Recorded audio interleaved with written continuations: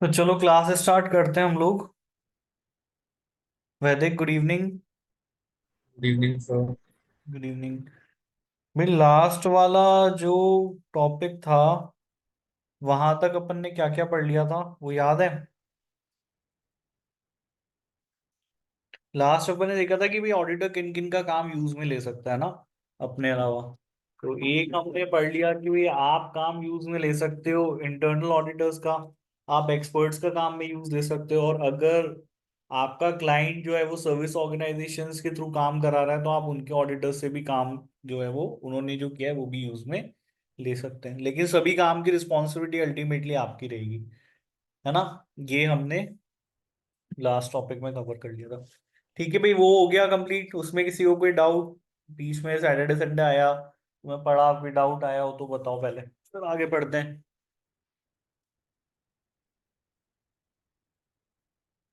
क्या हुआ, मैं ऑडिबल नहीं हूँ क्या? Yes, sir, audible. कोई डाउट नहीं है वही तो बताओ ना। No No, sir, sir. No doubts. No, sir.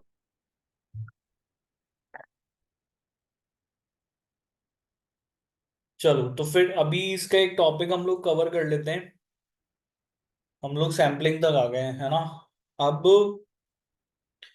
क्योंकि एविडेंस कलेक्ट करने की बात चल रही है, इस चैप्टर में बेसिकली हमने देखा कि वही एविडेंस, ये क्या कहते हैं, एविडेंस क्या है यही देखा भाई इस चैप्टर में अपन लोगों ने,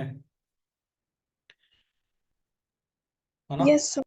तो बेसिकली एविडेंस है क्या, किस चीज का एविडेंस आपको इकट्ठा करना होता है, कलेक्ट करना होता है, ये हम लोगों ने यहाँ पे समझ लिया। तो अब एक तरीका जो इन लोगों ने एविडेंस कलेक्ट करने के लिए बताया, वो तरीका ये है कि भी आप सैम्पलिंग करेंगे, लेकिन क्या ये पॉसिबल है? क्योंकि ये पॉसिबल नहीं है कि भाई आप सभी ट्रांजेक्शन देख लें, तो जनरली हम लोग ऑडिट में सैम्पलिंग जैसी टेक्निक्स को यूज में लेते हैं, लेकिन सैम्पलिंग अपने आप में देखो इतना आसान काम नहीं है।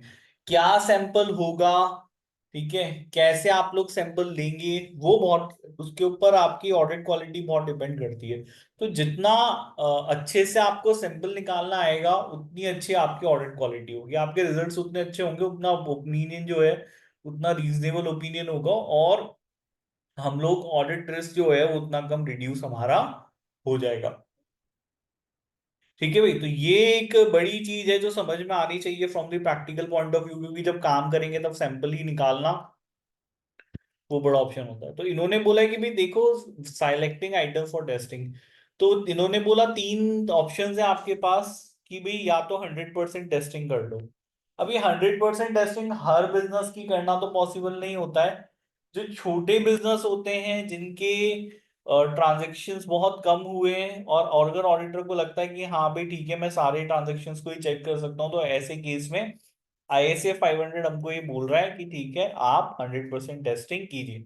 अगर आपके पास ऑप्शन है, ठीक है, पॉपुलेशन ही बहुत ज्यादा स्मॉल है ना, पॉपुलेशन वर्ड से मतलब यहाँ पे हो गया नंबर ऑफ ट्रांजेक्शन्स जो आप देखने वाले हैं, जो आप वेरीफाई करने वाले हैं।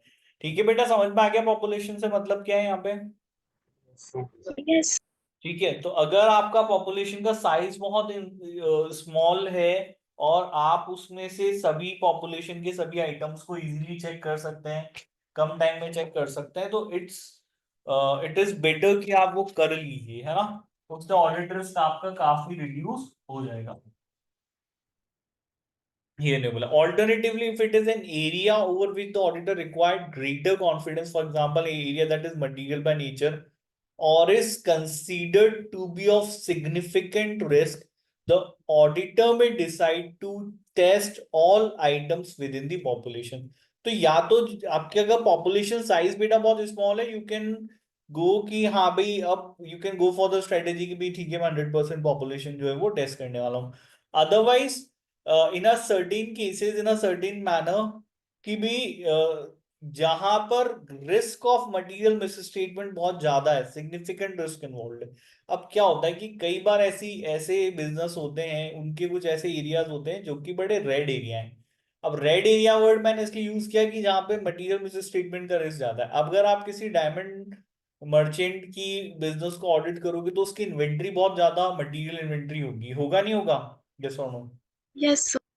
तो बहुत रेड एरिया है, क्योंकि भाई इन्वेंट्री बहुत एक्सपेंसिव इन्वेंट्री है उसकी, तो वहां आपको जितने ज्यादा नंबर ऑफ आइटम्स टेस्ट कर सकते हो उतना ज्यादा आपके लिए अच्छा रहेगा। तो यहाँ इन लोगों ने बोला कि भाई अगर ऐसा केस है, ऐसा आपका क्लाइंट का कोई एरिया है जो कि बहुत सिग्निफिकेंटली रिस्की है, या पे आरएमएम बहुत ज्यादा है, तो वहां आप सभी ट्रांजेक्शन्स चेक कर सकते हैं इफ इट इज पॉसिबल।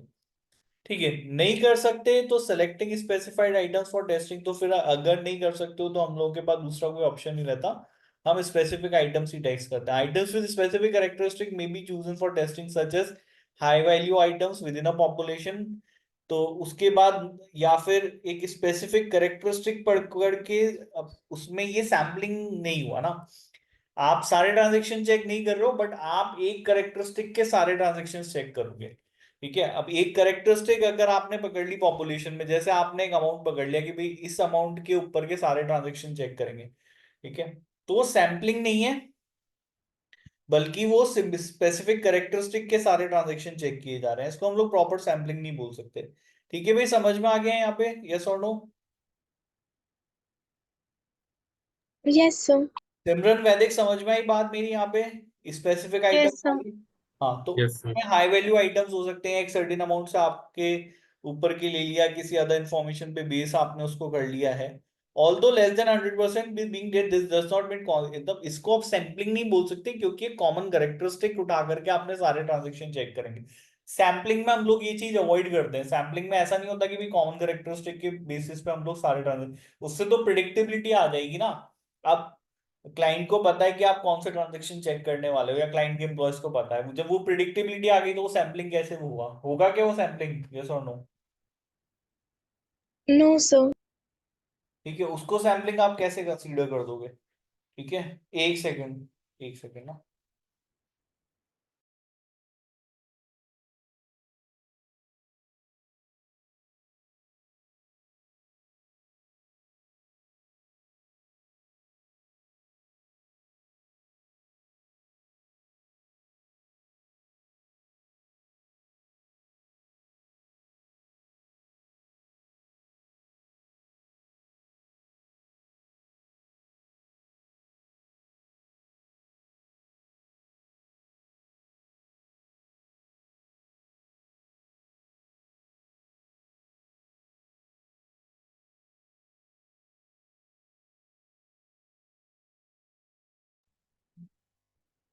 हाँ, सॉरी फॉर द इंटरप्शन।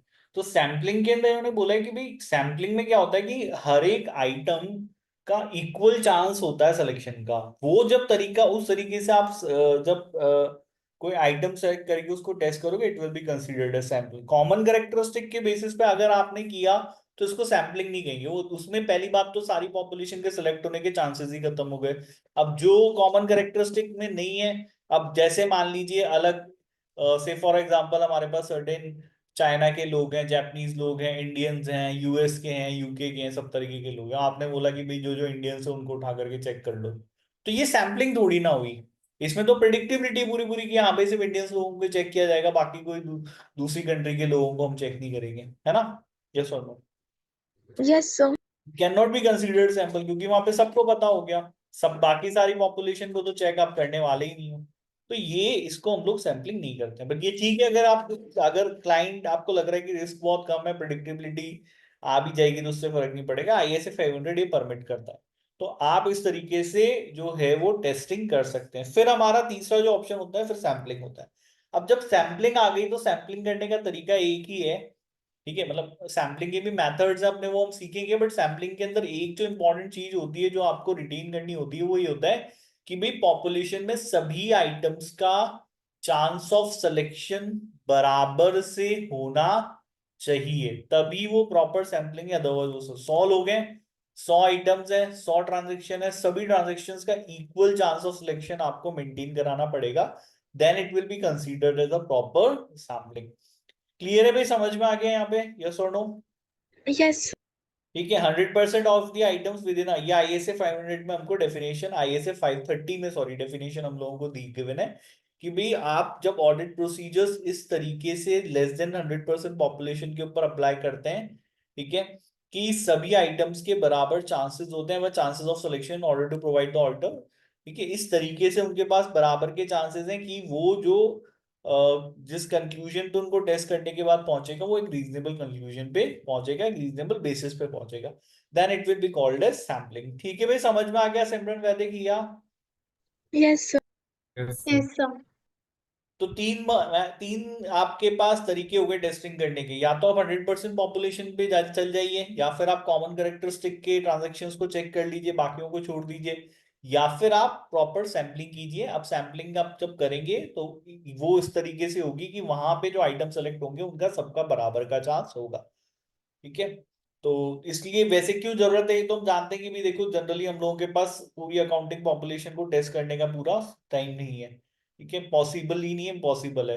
तो रीजनेबल ही इसलिए हम लोगों को ये ना होता है कि हमको रीजनेबल अश्योरेंस देना होता है, हमको एब्सोल्यूट अश्योरेंस नहीं होता। इसलिए हमको फाइनेंशियल स्टेटमेंट्स को 100% एक्यूरेट सर्टिफाई करने की जरूरत नहीं है। अब एप्रोप्रिएट सैंपल लेना बेटा ये एक बड़ी बात है कि सैंपल एप्रोप्रिएट कब होगा। सैंपल एप्रोप्रिएट तब होगा, या सैंपल कैसा होना चाहिए, सैंपल अपनी पॉपुलेशन का रिप्रेजेंटेटिव होना चाहिए। ठीक है, आप जो ट्रांजैक्शंस निकाल करके लाएं वो ट्रांजैक्शन अपनी पॉपुलेशन को सही से रिप्रेजेंट कर। अगर उन ट्रांजैक्शंस में 10% गलती है तो ये मुझे बेसिस मिला, ये मेरा कंक्लूजन है उन सैंपल को टेस्ट करने के बाद। तो जो पॉपुलेशन आपने टेस्ट नहीं करी, अगर से फॉर एग्जांपल से फॉर एक एक हम उस एक अजम्पशन हम लोग ले लेते हैं, एक हम लोग सिचुएशन ले लेते हैं, इट इज हाइपोथेटिकल बट ठीक है। आप एक सिचुएशन लीजिए कि अब मैंने 1000 में से 10 ट्रांजेक्शन को सैंपल करके चेक करे और उसके बेसिस पे मैंने एक कंक्लूजन ड्रॉ किया कि यार इतने मटेरियल मिसस्टेटमेंट होंगे। तो जो 990 ट्रांजेक्शन है वो तो मैंने चेक नहीं किए ना, यस और नो? No, sir.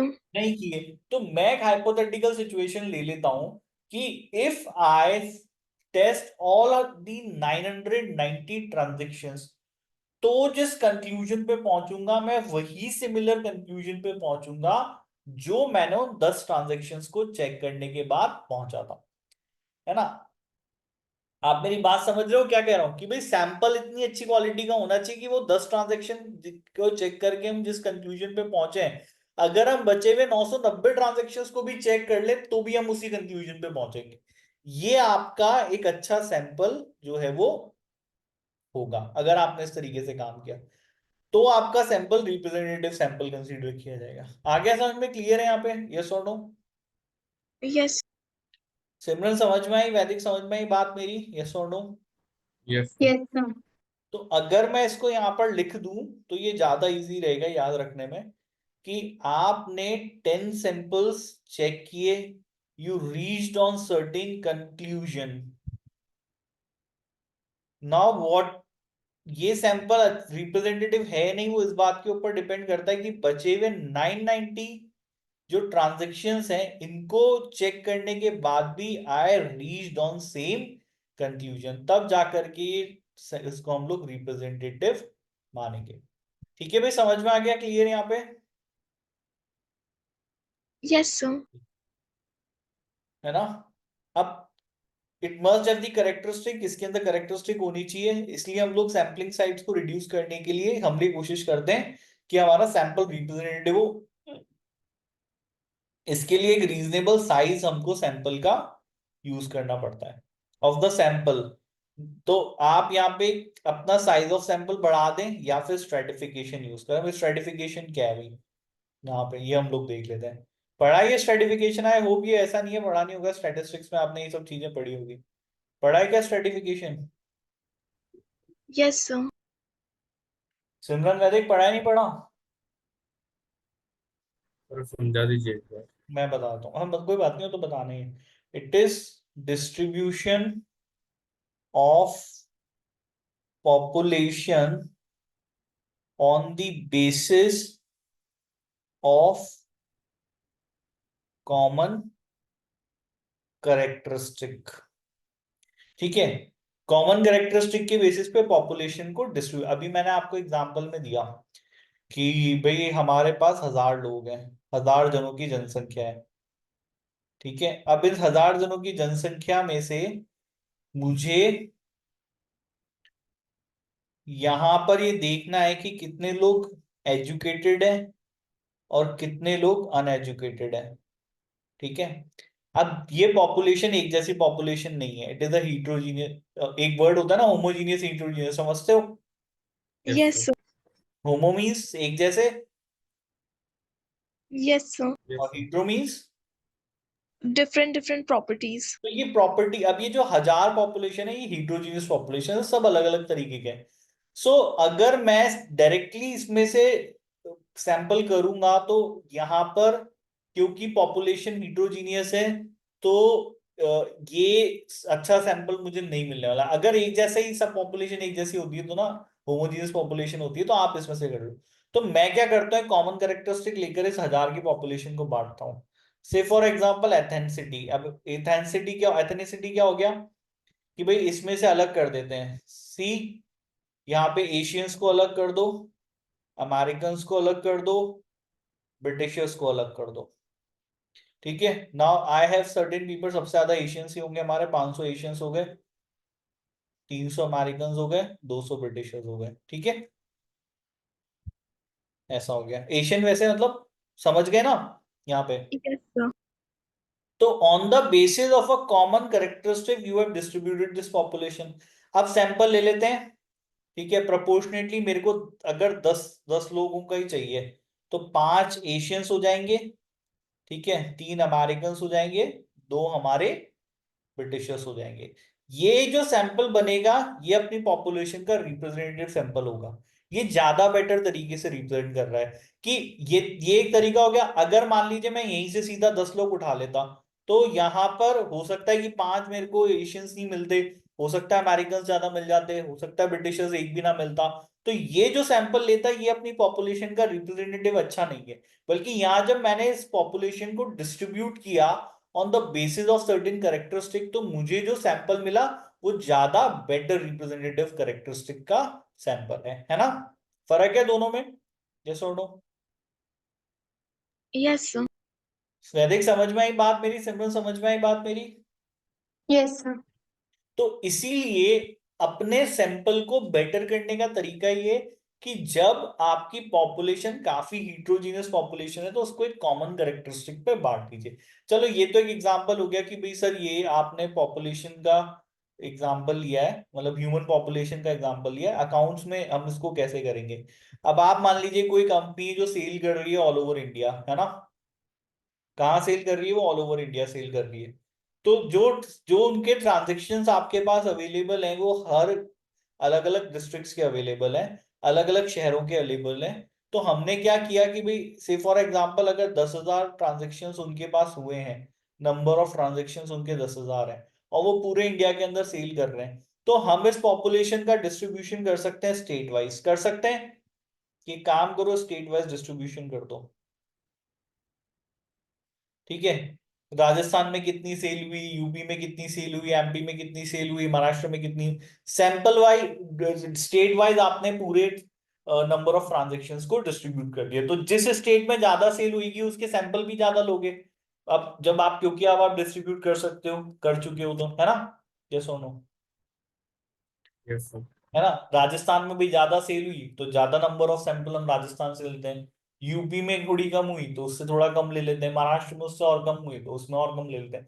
तो वो जो सैंपल आपके पास आएगा वो उस सेल्स को, टोटल सेल्स को एरिया वाइज ज्यादा बेटर तरीके से क्या करेगा, रिप्रेजेंट करेगा। ये स्ट्रेटिफिकेशन है।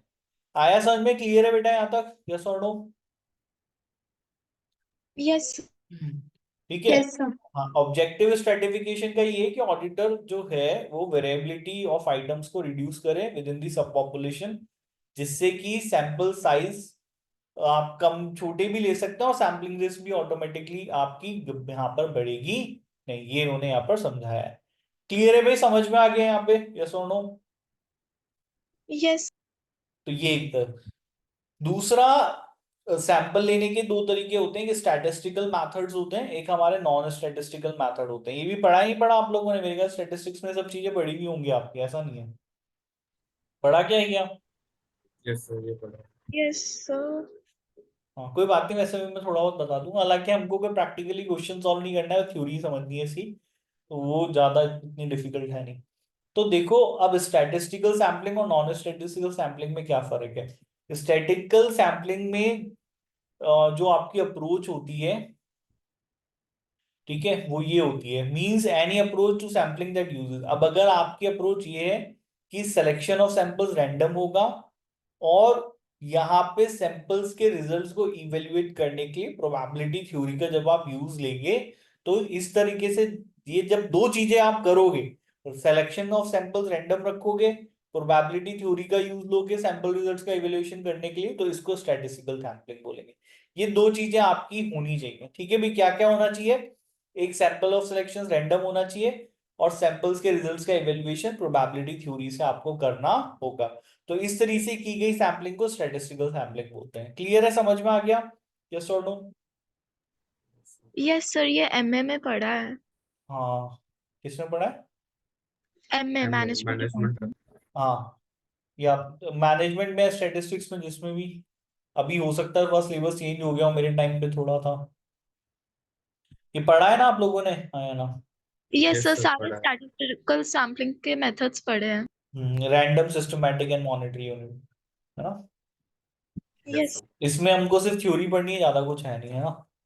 तो अब ये कह रहे हैं कि भाई अगर ये दोनों अप्रोच आप अगर सैम्पलिंग कर रहे हैं, ठीक है, लेकिन अगर ये दोनों अप्रोच नहीं है, मतलब सम हाउ आप कोशिश तो कर रहे हो सैंपल्स रैंडम लेने का, लेकिन वो रैंडम और रैंडम मेथड है नहीं, मतलब उसमें पॉपुलेशन के 100 सभी आइटम्स के 100% चांसेस नहीं है सेलेक्ट होने के, कुछ आइटम्स के ज्यादा है, कुछ आइटम्स के कम है। तो हमारी कोशिश ये है कि इसको रैंडम रखा जाए, बट हम नहीं रख पा रहे। तो जब आप इस तरीके से सैम्पलिंग करोगे जहां पे रैंडम सिलेक्शन पूरी तरीके से नहीं है या प्रोबेबिलिटी थ्योरी का नहीं आप यूज में ले रहे हैं, तो उसको हम लोग नॉन स्टैटिकल सैम्पलिंग कहते हैं। आया समझ में, क्लियर है, यस और नो? Yes, sir.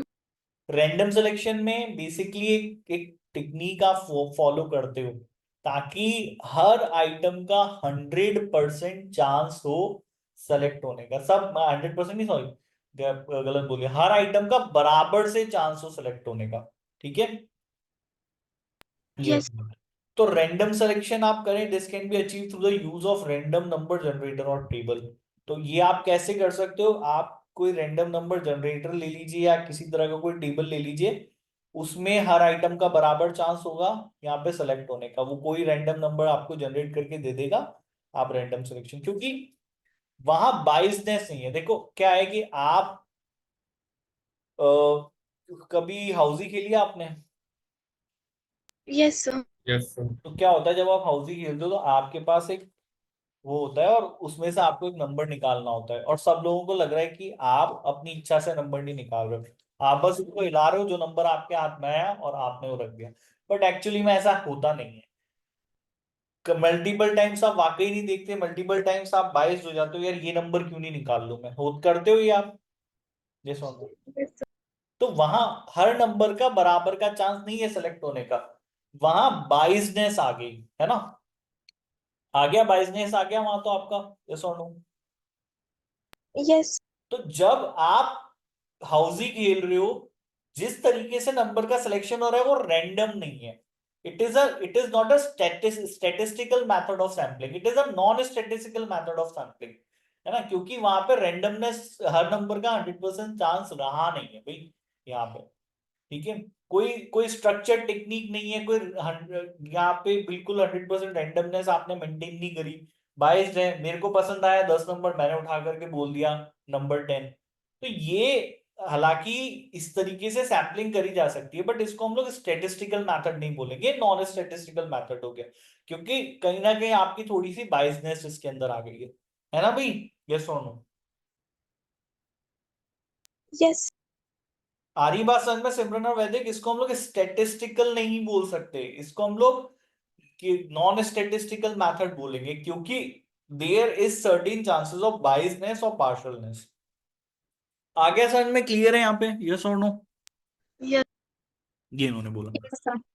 हाँ भाई, नहीं समझ में आया तो बता देना, थोड़ा सा कॉम्प्लिकेटेड है बट इतना डिफिकल्ट नहीं है कि समझ में ना आए।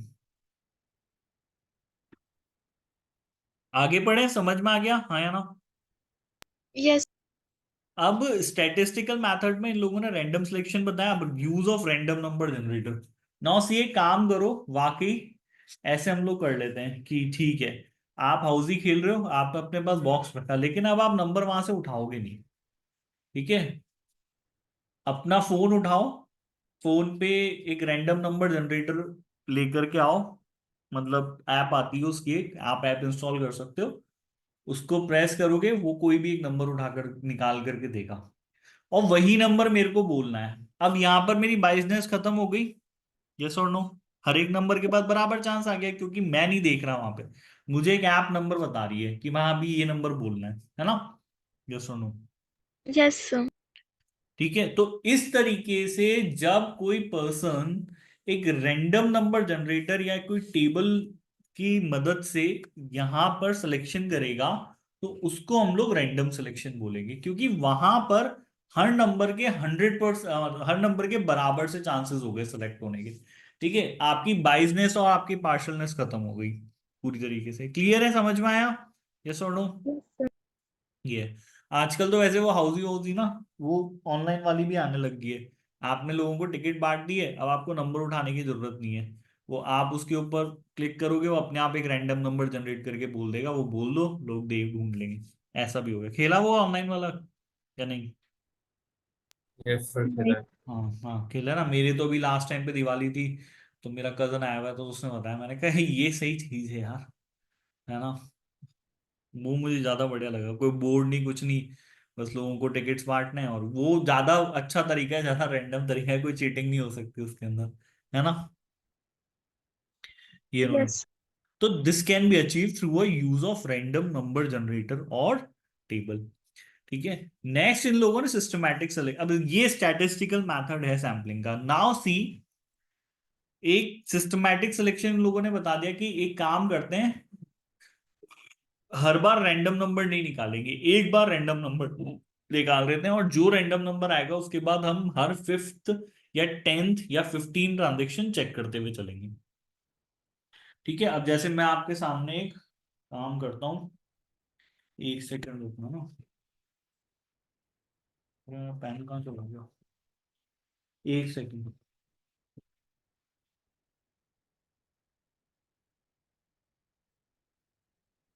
हाँ सॉरी, तो मैं एक काम करता हूँ,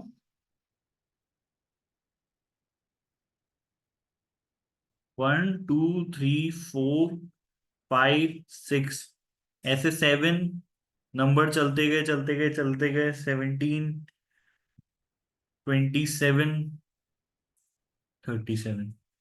ठीक है, तो मुझे नहीं पता फर्स्ट नंबर क्या होगा, लेकिन मैंने ये डिसाइड किया कि जो भी फर्स्ट नंबर होगा, उस फर्स्ट नंबर के नेक्स्ट 10th ट्रांजेक्शन हम लोग चेक करेंगे। हम सिर्फ एक नंबर, जो फर्स्ट नंबर सेलेक्ट करना है, उसको रैंडम रखना है हमको। क्या करना है हमको इसको? रैंडम रख। वो पूरा रैंडम हो सकता है, वो 1 to 100, इसे अगर मान लीजिए मैं 1 से 100 तक गिनती रख लूं, तो 1 से 100 में हर एक नंबर का बराबर चांस रख के एक नंबर रैंडम सेलेक्ट कर दो, 10 सैंपल टोटल निकालने हैं। फिर चाहे भले मुझे 100 से काउंटिंग वापस 1 2 3 4 ऐसे करनी पड़ जाए, पर 10 सैंपल निकालने हैं मुझे। तो 1 से लेकर 100 नंबर तक कोई एक नंबर पूरे रैंडम तरीके से आप निकाल लो। ठीक है, से फॉर एग्जांपल वो एक रैंडम नंबर जनरेटर, उसने मेरे से मैंने जनरेट किया, एक नंबर मेरे को मिला।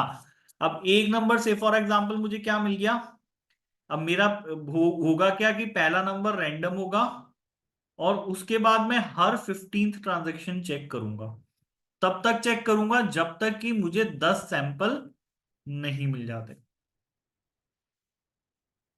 अब ये मान लीजिए नंबर क्या आ गया, ये नंबर मेरे पास आया 51, ये पूरी तरीके से रैंडम है, मेरे को 51 नंबर पसंद नहीं है, मैं एक नंबर जनरेटर हूं। ठीक है, तो आपने मेरे ऊपर क्लिक किया, अमन सर ने आपको बता दिया 51, अब नेक्स्ट ट्रांजेक्शन कौन सा चेक करोगे, ये बताओ? 61 ट्रांजेक्शन चेक होगा, 71 होगा, 81 होगा, ठीक है, फिर 91 होगा। अब 91 के बाद तो 10th है ही नहीं, तो वापस से मुझे किस कौन सा ट्रांजेक्शन चेक करना पड़ेगा, फर्स्ट ट्रांजेक्शन चेक करना पड़ेगा, 11th करना पड़ेगा, ठीक है, फिर उसके बाद 21st करना पड़ेगा, फिर उसके बाद 31st करना पड़ेगा। 1 2 3 4 5 6 7 8 9 हो गए 10, 4 5 6 9, 31st। और फिर से वापस कौन सा करना पड़ेगा, 41st ट्रांजेक्शन चेक करना पड़ेगा। ये हमारा तरीका है सिस्टमैटिक सिलेक्शन का। लेकिन इसे क्यों रैंडम माना गया है, क्योंकि इसमें जो फर्स्ट नंबर था वो पूरी तरीके से एक रैंडम सिलेक्शन था, है ना। आगे के लिए सिस्टमैटिक है, लेकिन फर्स्ट नंबर जो है वो पूरी तरीके से सिस्टमैटिक रैंडम है। इसलिए इसको हम लोग रैंडम सिलेक्शन मानते हैं, लेकिन सिस्टमैटिक रैंडम सिलेक्शन मानते हैं, और स्टैटिस्टिकल मेथड होता है। ठीक है, आगे समझ में भी क्लियर है, यस और नो? यस। ठीक है, दूसरा हमारा तीसरा जो मेथड है वो है मॉनेटरी यूनिट सिलेक्शन। अब मॉनेटरी यूनिट सिलेक्शन क्या होता है, selecting item based upon monetary values. ठीक है, अब मॉनेटरी यूनिट सिलेक्शन कहते हैं, करा है क्या आप लोगों ने monetary unit selection? No sir. नहीं किया? इसके लिए तो एक क्वेश्चन ही सॉल्व करना पड़ेगा। चलो वो मैं क्वेश्चन सॉल्व कराता हूँ, पहले ऊपर वाला देख लेते हैं, है ना। अब दूसरे हमारे पास नॉन स्टैटिस्टिकल सैम्पलिंग मेथड में हैप्पैजार्ड और ब्लैक बॉक्स सिलेक्शन होता है। हैप्पैजार्ड सिलेक्शन जैसे मैंने अभी आपको एग्जांपल दिया था कि भाई आप हाउसी खेल रहे हो, आपके सामने बॉक्स पड़ा हुआ है, तो जब आप कोई नंबर निकालोगे वो उसमें रेंडमनेस है, लेकिन वो कंप्लीट रेंडमनेस नहीं है। क्यों नहीं है? क्योंकि वहां आपकी बाइसनेस आ गई। आपको कोई नंबर पसंद है, शायद आपने उस नंबर को इसलिए उठाया, है ना। आ गया यहाँ पे, यस और नो? यस। ठीक है, तो आप यहाँ पे कोशिश ये करते हो कि हम एक स्ट्रक्चर्ड टेक्निक फॉलो नहीं करें ताकि हम बाइस और प्रिडिक्टेबिलिटी को अवॉइड कर सके, बट ऐसा होता नहीं है। कुछ ना कुछ बाइसनेस और प्रिडिक्टेबिलिटी यहाँ पे मेंटेन रहती है। इस वजह से इसको हैप्पैजार्ड सिलेक्शन बोला गया। मतलब यहाँ पे भी कोई स्ट्रक्चर्ड टेक्निक तो नहीं है कि कौन सा नंबर पहले निकालेंगे कौन सा बाद में निकालेंगे। आप कोशिश करोगे, लेकिन कोई ना कोई थोड़ी बहुत बाइसनेस और थोड़ी बहुत प्रिडिक्टेबिलिटी वहां पे मेंटेन रहेगी। क्लियर है, समझ में आया यहाँ पे, यस और नो? यस।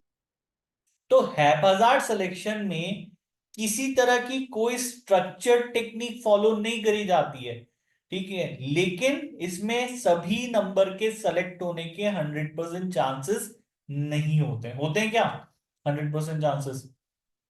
नहीं।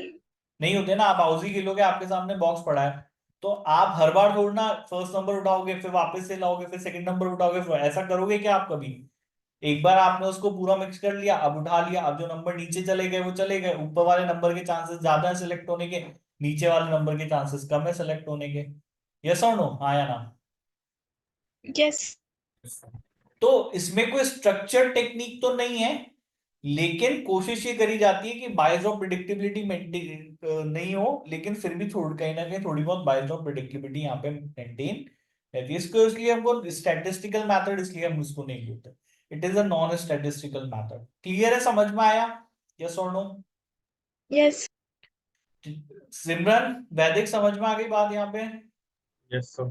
ठीक है, यस सर। नेक्स्ट हम लोगों का, इन लोगों ने ब्लॉक सिलेक्शन बताया। ब्लॉक सिलेक्शन में क्या है, से फॉर एग्जांपल कि आपके पास 100 ट्रांजेक्शन है। अब मैं यहाँ पे 1 2 3 लिख तो नहीं सकता, पर चलो ठीक है, 1 2 3 से लेकर के 100 तक लिख दिया। अब आपको लग रहा है कि सभी ट्रांजेक्शन्स में से transaction number starting from 15 to 25, इन 10 ट्रांजेक्शन्स में ग्रेटर रिस्क ऑफ, यहाँ पे रिस्क ऑफ मटेरियल, तो आपने 15 से 25 मतलब ये 10 ट्रांजेक्शन्स का एक ब्लॉक अलग से निकाल लिया और सिर्फ इसी को सैंपल किया। तो जब आपने ब्लॉक अलग से निकाल लिया तो 1 से लेके 15 और 26 से लेके 100, इनके तो चांसेस खत्म ही कर दिए आपने सेलेक्ट होने के। इनमें से कोई ट्रांजेक्शन के पास चांस नहीं है सेलेक्ट होने का, है ना, यस और नो? यस। तो पॉपुलेशन में ब्लॉक किसको कहते हैं, जो नेक्स्ट टू ईच अदर होता है। मतलब 15 से लेके 25 ट्रांजेक्शन एक ब्लॉक है, क्योंकि ये सारे ट्रांजेक्शन एक दूसरे के पास के ट्रांजेक्शन है ना, यस और नो? यस।